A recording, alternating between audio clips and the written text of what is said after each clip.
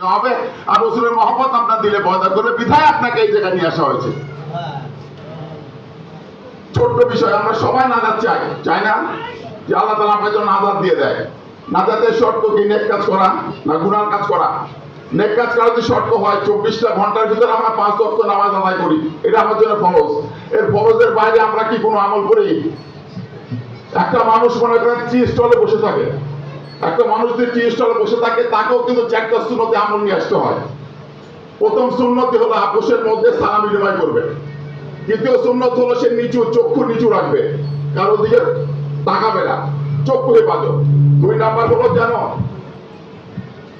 3 number হলো যে আপোষের মধ্যে কোনো বিপদ না হয়। আর 4 নাম্বার হলো বড়কে বড়, ছোটকে ছোট মনে করে যেন আলাপ আলোচনা করা হয়। তো যদি চায়ের দোকানে যদি 4টা সুন্নত আমাকে পায়রবি করতে হয়, আমি আল্লাহর ওলির দরবারে আসবো, আল্লাহর ওলির মাদ্রাসায় আসবো, আমাকে কিভাবে পায়রবি করতে হবে?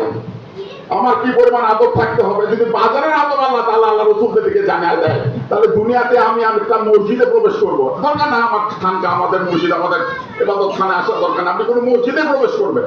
তাহলে মসজিদে প্রবেশ করার জন্য আপনার কি পরিমাণ আদবের প্রয়োজন আছে? বাজারে যদি এই আদব আল্লাহ তাআলা রাসূল বাতলায় দেয় যে তোমরা বাজার সবচেয়ে নিকৃষ্ট জায়গা, মসজিদ সবচেয়ে উৎকৃষ্ট জায়গা, তারপরে বাজারে যে সময়টা তোমরা দিচ্ছ যদি দিতে হয়, তাহলে এই 4টা আদব তোমাদের ভিতরে রাখবা, তারপরে বাজারে যাবা। আল্লাহ তাআলা যদি রাসূলকে যদি জানিয়ে দেয় যে 4টা আমল দ্বারা তুমি যদি থাকো, তাহলে তুমি বেইজ্জতি হবে না, তুমি আমলদারের ভিতরে তোমার হিসাবটা লিপিবদ্ধ, নেক কাজের ভিতরে, দিন কাজের ভিতরে থাকবে। একটা মানুষ বাঁচার জন্য, যা বাঁচার জন্য, এখন আমি মুসলমান, আমরা সবাই চাই আমরা বাঁচবো, জান্নাত চাই, চাই কিনা? কেউ জান্নাত চাই, কেউ রাসূল চাই, কেউ আল্লাহ চাই। কিন্তু শর্ত কি? আমি জান্নাত চাই বলে আল্লাহ চাই, রাসূল চাই।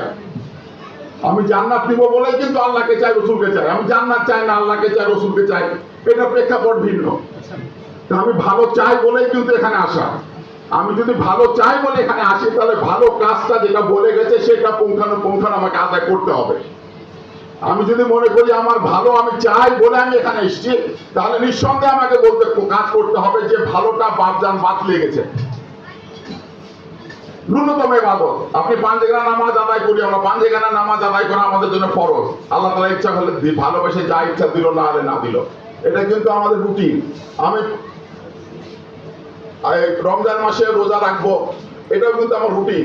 আমার মাল আছে, আমি হজ করবো, এটাও কিন্তু আমার রুটিন। আমার মাল আছে, আমি যাকাত দেবো, এটাও কিন্তু আমার রুটিন। ঠিক আছে কি? আমি হজ করবো, যাকাত দিব, এটা কিন্তু আমার রুটিন। মাল নাই আমি হজ করলাম না, মাল নাই আমি যাকাত দিলাম না। সবার জন্য কি যাকাত ফরজ আছে? কিন্তু এমন কিছু আমল থেকে যায় যে আমলটা ধনী গরিব সবাই একই সঙ্গে, একই সময়, একই ধারায় সে এই আমলগুলো করতে পারে। আমার বাঁচার জন্য একটা মানুষ দুনিয়াতে বাঁচবে, আল্লাহ রাসূল বলেছে ওই 4 শ্রেণীর জন্য আমি আল্লাহর হাসরের মাঠে মানুষের জন্য সেই 4 শ্রেণীর জন্য সাফায়াত করব। 1 নাম্বার হলো আলেম, 2 নাম্বার আলেমের সন্তান, আলেমের সন্তান, আলেমের পিতা, আলেমের ছাত্র, ঠিক আছে, আর আলেমের সাহায্যকারী। 1 নাম্বার আলেম, আলেমের পিতা, আলেমের সাহায্যকারী, ঠিক আছে। তো এই বিষয়গুলো 4টা আমলের ভিতরে, 4টা ক্যাটাগরির ভিতরে পড়তে গেলে কিন্তু আমাকে যে কোনো একটার ভিতরে থাকতে হচ্ছে। আমি যদি না করতে পারি আমল, ঠিক আছে, আমি যদি মাদ্রাসাকে সাহায্য করি, আল্লাহ তাআলা এর দাদা খায়রা আমার হিসাব সহজ করে দিবে।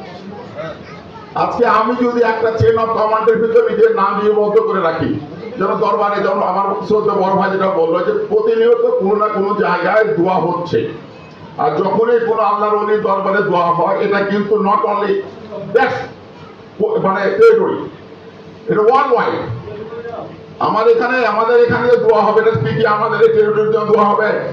সমস্ত উম্মার জন্য দোয়া হবে, সমস্ত ওলির জন্য দোয়া হবে, সমস্ত আল্লাহ ওয়ালার জন্য দোয়া হবে। এটা কি আমার দরবারের জন্য দোয়া হবে না আমাদের প্রতিষ্ঠানের জন্য দোয়া হবে? তো প্রতিনিয়ত হতেই আছে। তো আমাদের ওফাতের পরে যে আমরা নাও থাকি, যদি এই সিলসিলা দিনা থেকে যায়, যেটা কিয়ামত পর্যন্ত কিন্তু আমাদের জন্য এই বকশিশ আল্লাহ তাআলার তরফ থেকে আসতেই থাকবে। সবচাইতে বড় বিষয় হলো বাগদান যে তরিকতের নিয়ম নীতিগুলো রেখে গেছে, এই বিষয়ে আমরা তো সবাই অকেবাল কিনা? আজকে দেখেন, আজকে আমাদের এই ধর্মীয় প্রতিষ্ঠানকে জিন্দা রাখার জন্য আজকে আমাকে ধার করতে হয় ইংরেজি। স্মার্ট হবে তারা। মানুষের মনুষ্যত্ব প্রকাশের সবচেয়ে মানদণ্ড হলো তার ধর্ম ইসলাম। মানদণ্ড কিন্তু ইংলিশ না, মানদণ্ড কিন্তু আরবি না, তার ধর্মের প্রতিষ্ঠান, তার ধর্মীয় শিক্ষাই কিন্তু প্রথম মানদণ্ড। ইংলিশ বলে তো কার জন্য? তোমাকে ইংলিশে এসে কি জিজ্ঞেস করবে what is your name, who is god, জিজ্ঞেস করবে কি? হোয়াট ইজ ইউর প্রফেট জিজ্ঞেস করবে কি? আসলে আমরা কি, যে আমরা সামাজিক জীব, সামাজিকতার সাথে আমরা বসবাস করি। সমাজে যে যেটাকে উপলক্ষ করে বাঁচায় নিয়ে আসে, আমরা সেই পথে চলার মতো নিজেকে সাজিয়ে ফেলি। মানে চলতি হাওয়ার পন্থীর মতো চলে, কিন্তু আমি আমার আকীদা, আমি আমার বুঝ, আমার সুজ, এইসব কিন্তু পরিবর্তন করবো ইনশাআল্লাহ। এটা মাথায় থাকতে হবে। আর যার সবচাইতে বড় বিষয় হলো যে আজকে আমাদের দরবারে যে দরবারে উপস্থিত সদ্য বড় ভাই লালু ভাই, উনি আমাদের অনেক সিনিয়র ব্যক্তি। তাছাড়াও আমাদের দরবারে বড় ভাইরা, অনেক বড় ভাই এখানে উপস্থিত আছে, যাদের অনেক ত্যাগী দীক্ষা বা অর্থনৈতিক সহযোগিতার মাধ্যমে প্রতিষ্ঠানটা এখন পর্যন্ত আল্লাহ তাআলা চালিয়ে নিয়ে যাচ্ছে। যাদের আসলে এই অবদানের কথা সবার সামনে বলা সেটা অপরাধ হয়ে যায়। তারপরে মনে করেন আমাদের সদ্য বাবু ভাই, নুর ইসলাম বাবু ভাই, উনি মাদ্রাসার জন্য, দরবারের জন্য প্রচুর কাজ করেছেন।